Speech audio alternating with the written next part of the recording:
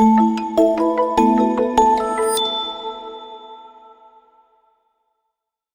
MLA ఒక ఓటర్ని కొట్టచ్చు, తిట్టచ్చు, తన్నచ్చు. వాళ్ళకి అధికారం ఉంటుంది కాబట్టి, అధికారంలో ఉంటారు కాబట్టి ప్రజల్లో వాళ్ళకి ఎలా అవసరమైతే వాళ్ళ వాడుకోవచ్చు. తిట్టచ్చు, కొట్టచ్చు, తన్నచ్చు, ఇంకేమైనా చేయొచ్చు. ఒకవేళ ఈ ప్రజలు అతని మీద తిరగబడితే ఏం చేస్తాడు? అనుచరులతోటి కొట్టిపించే ప్రయత్నం చేస్తారు. ఓటర్ని కొట్టిన వైసీపీ తెనాలి ఎమ్మెల్యే తిరిగి కొట్టిన సామాన్యుడు ప్రజాగ్రహంతో వైసీపీ కొట్టుకుపోతుంది.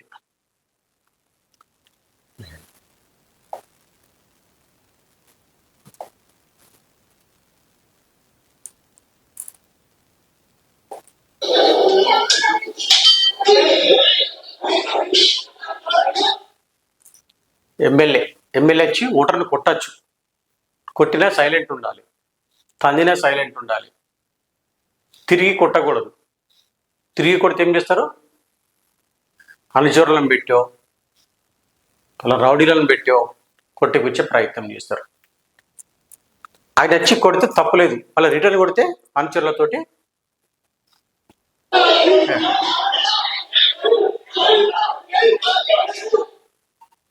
అంటే అట్లా కొట్టిపిస్తారు అన్నట్టు. ప్రజలు తిరగబడడం నేర్చుకోవాలి ఫస్ట్.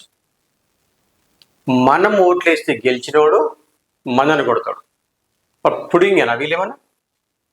ఇలా పుడింగలు గారు కదా.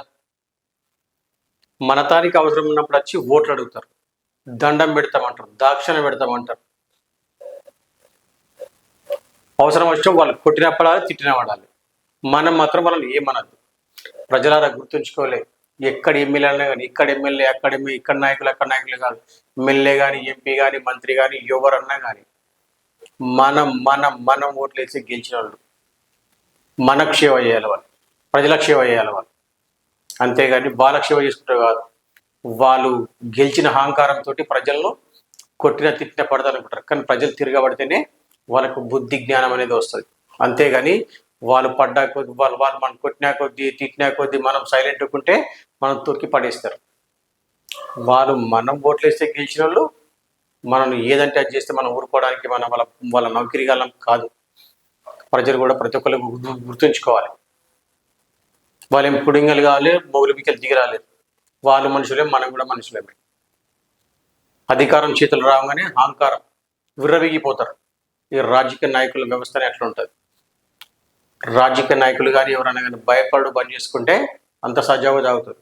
భయపడు బంద్ చేసుకోలేకపోతే వాళ్ళు ఇట్లనే కొడతారు, తంతరు గుత్తరు, సభలక్ష చేస్తారు.